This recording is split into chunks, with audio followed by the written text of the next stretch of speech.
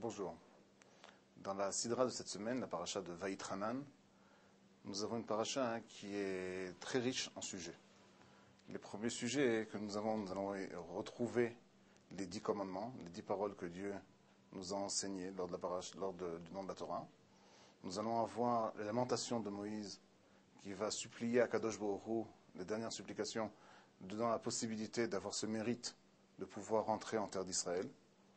Et nous avons en fin de compte la paracha du Kriyat Shema, la lecture du Shema, qui fait partie de la vie quotidienne de chaque juif, puisque dans la prière de Shacharit, de la prière du matin et du soir, les sages d'Israël nous ont enseigné que 2 fois par jour, les Bnei Israël doivent lire cette paracha du Shema.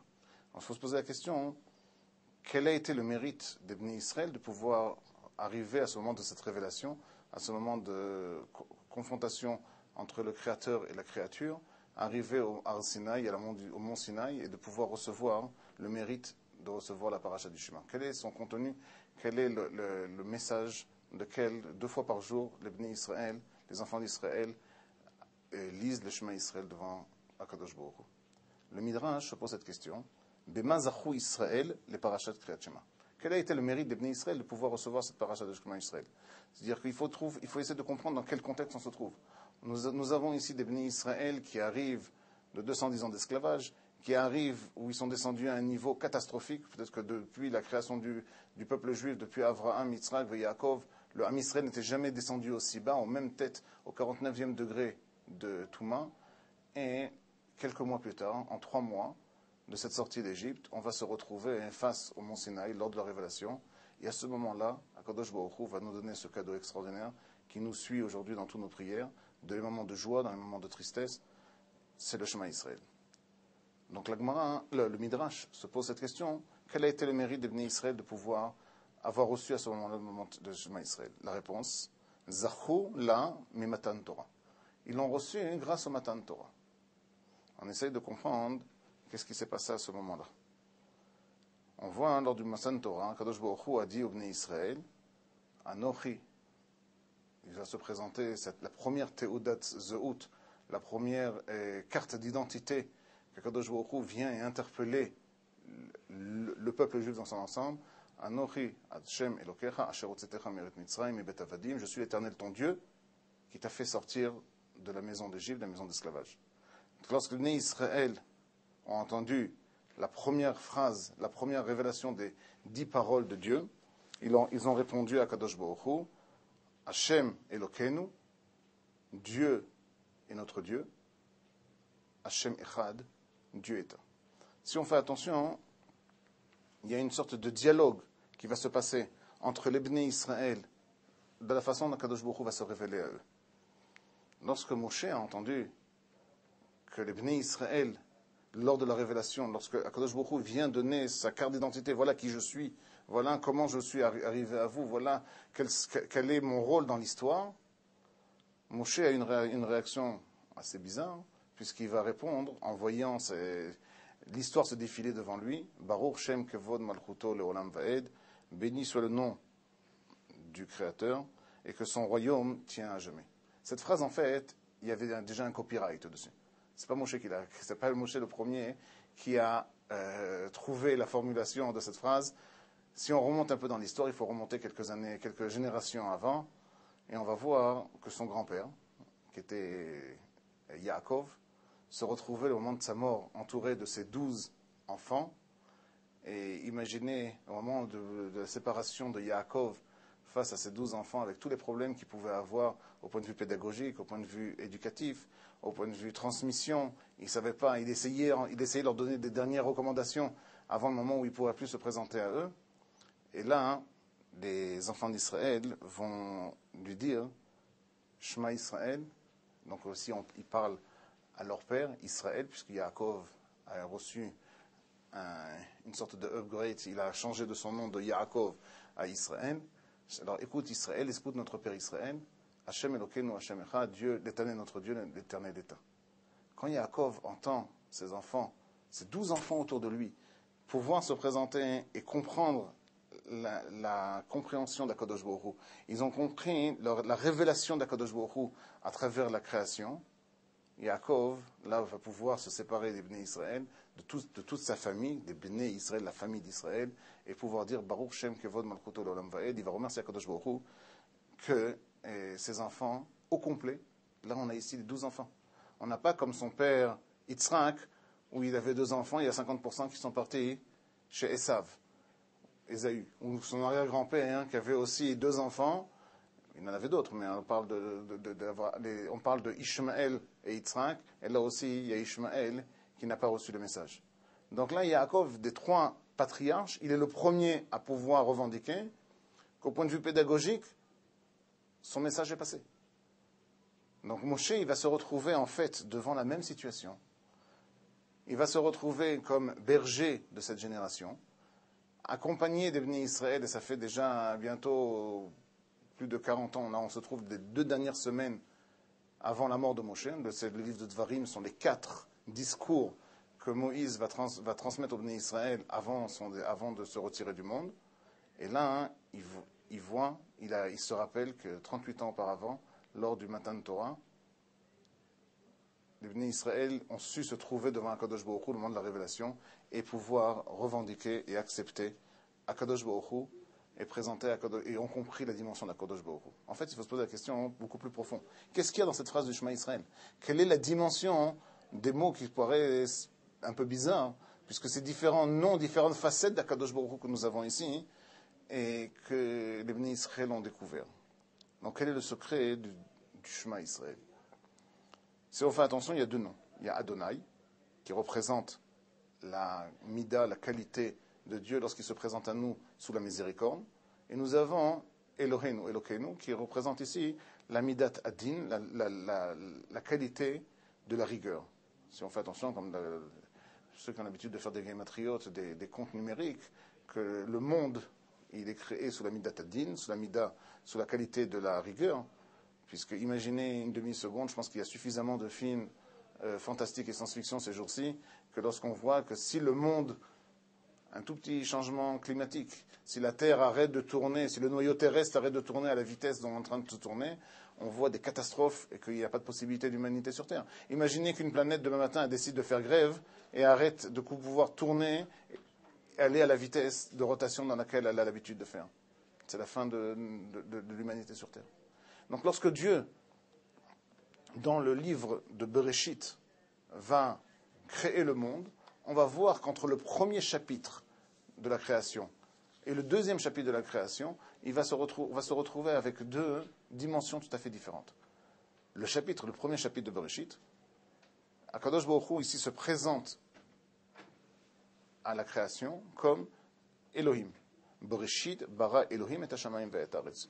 Au début, Dieu créa. Quel est le Dieu ici? Quelle dimension de Dieu qu'on parle ici? On parle de Elohim, qui a la même valeur numérique que le Teva, la nature.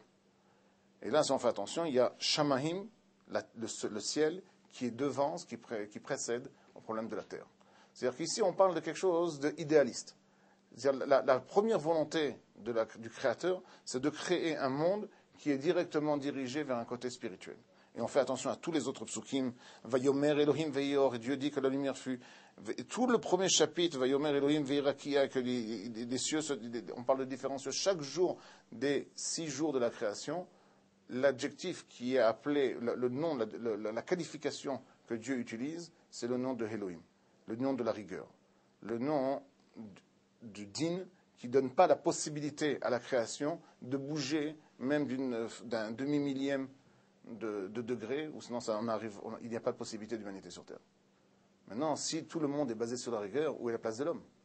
Donc là, on passe déjà à le 2e chapitre de Bereshit, et tout d'un coup, Akadosh Baruch Hu, il reçoit notre nom.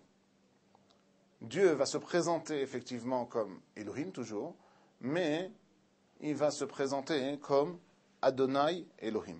La midat adin, la midat arachamim va précéder la midat adin. Et là, l'homme, il va pouvoir avoir cette place sur terre.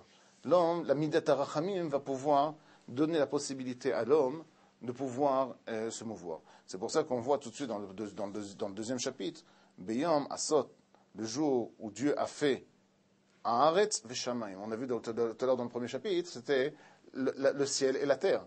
Avant tout d'un coup dans le 2e chapitre où l'homme va prendre, la création de l'homme va devenir la chose primordiale, tout d'un coup, nous avons la terre et après le ciel. Si on revient au Kriyat Shema, hein, on retrouve en fait ces deux antagonismes que nous avons entre le premier chapitre et le deuxième chapitre, on le retrouve aussi dans notre paracha, hein, dans les dimensions du Kriyat Shema. Dans le Shema Israël, les Bnei Israël, avant d'arriver à ce niveau du sommet, de pouvoir dire Shema Israël et de comprendre la différence entre la Midat Adin, la rigueur, et la Midat Rachamim, et la miséricorde, et que la Midat Rachamim doit passer avant, les Bnei Israël, ils ont dû descendre dans le fin fond de l'Égypte. Ils ont dû descendre jusqu'aux tous les décrets que Pharaon avait fait sur eux. Ils ont dû voir leurs enfants jetés au Nil. Ils ont dû descendre jusqu'au 49e degré d'impureté.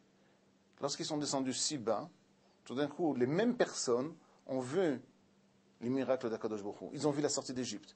Ils ont vu la traversée de la mer des Jongs. Ils ont vu la possibilité de se retrouver devant le mont Sinaï et la révélation. Donc pourquoi on a dû passer si bas pour monter si haut? En fait, ce que nous avons en face de nous ici, au moment du Shema Israël, c'est une sorte de vaccin. Kadosh Baruch Hu a voulu donner la possibilité que les Bnei Israël se trouvent devant le mont Sinaï et que par les Bnei Israël eux-mêmes arrivent à découvrir Dieu. Maintenant, comment on peut découvrir le Créateur? Lorsqu'on est descendu si bas et on comprend qu'en descendant si bas, on peut monter très haut. Le rôle de la galoute, le rôle de toute cette partie de l'exil était venu pour pouvoir donner cette possibilité au Bnei Israël de recevoir ce vaccin et de comprendre, comme nous enseigne la Gemara dans le traité de Brachot, dans le Talmud, dans le Brachot, Adam chayev levarech Adam ala ra'a kashem shemevarech ala tova. L'homme doit savoir bénir le mal comme il bénit le bien. Qu'est-ce que ça veut dire?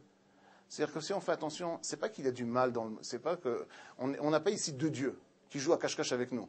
D'un côté, on a un Dieu qui est sympathique, qui est bon, qui est sympathique avec nous, on va l'appeler Adonai, qui va être la mida, la qualité de la miséricorde. Et d'un autre côté, on a une sorte de petit Satan qui passe son temps à chercher depuis le matin qu'on se lève jusqu'au moment où on va sortir le soir, à nous embêter, à nous mettre de nous mettre des embûches dans le chemin. Le monde, c'est pas ça. Le monde autour de nous, il est composé de ces deux valeurs-là. Maintenant, la force des Bnei Israël, c'est qu'ils ont compris une chose. C'est qu'il y a Adonai Elohinu, qu'il y a la miséricorde et la rigueur, mais les deux ensemble ne font qu'un. Et c'est la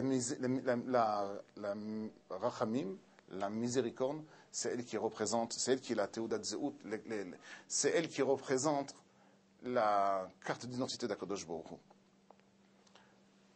Le rôle de l'homme sur Terre, c'est de voir, très souvent, on n'arrive pas toujours à comprendre ce qui se passe autour de nous. C'est comme Moïse avait demandé à Akadosh Baruch Hu, montre-moi ta face. Fais-moi comprendre cette contradiction entre les deux. Il dit, ma face, tu ne pourras pas la voir, tu es un homme. Mais je peux te montrer une chose. Va à tu pourras voir mon arrière. Des fois, dans l'histoire, on a l'impression qu'on se lève le matin, on ne rêve qu'une seule chose. Quand arrivera le soir, c'est tellement catastrophique. Comment on peut vivre une période comme ça? Et hélas, dans notre peuple, nous avons eu des moments très, très, très, très bas. Mais malgré tout, la force que nous avons reçue du moment de la révélation du Har Sinaï, et que nous voyons dans la paracha, c'est qu'on ait une capacité, nous, Bnei Israël, que lorsqu'on se trouve si bas, on comprend que derrière le din, derrière la rigueur, se trouve en même temps la rachamim. Est une partie intrinsèque l'un avec l'autre. Et c'est comme ça que nous arrivons à faire la jonction. Et notre rôle, surtout aujourd'hui, on se trouve parachat Vaïtranan, Baruch Hashem, beaucoup de Olim de France sont arrivés cette semaine. Ils se retrouvent devant la même situation, les 600 Juifs qui sont arrivés de France hier, la situation des Bnei Israël au moment de la sortie d'Égypte. Pourquoi on a dû passer par ce cours Barzel, par ce creuser, cette galoute? Pourquoi on a dû rester autant de temps pour arriver ici? Non. Il n'y a pas quelque chose de négatif dans notre vie ou dans notre message, dans notre histoire. C'est à nous de pouvoir se trouver devant Akadosh Baruch Hu, et c'est ça le rôle des Bnei Israël qui arrive à tout ce moment de Aliyah, de monter en Eretz Israël, et de pouvoir arriver à Tzion, à Yerushalayim, et de pouvoir les Amlir et Hashem. Nommer Akadosh Baruch Hu comme roi des rois, pas seulement sur le Bnei Israël, pas seulement sur Eretz Israël ou sur Medinat Israël, pas seulement sur le peuple juif ou sur l'État juif, mais aussi sur le monde entier. Le rôle du Bnei Israël, de ce retour à Tzion, lorsqu'on arrive devant, pas le Kotel, mais devant le mont du Temple, devant l'endroit de notre Temple, de pouvoir nommer Akadosh Baruch Hu, Hashem Hu Elokim, que Dieu est le roi d'Israël, de la même façon qu'on finit la journée sainte de Yom Kippourim par la phrase Adonai Hu Elohim, de cette jonction entre les deux qualités, et Shema Israël, Hashem Elokeinu, Hashem Echad.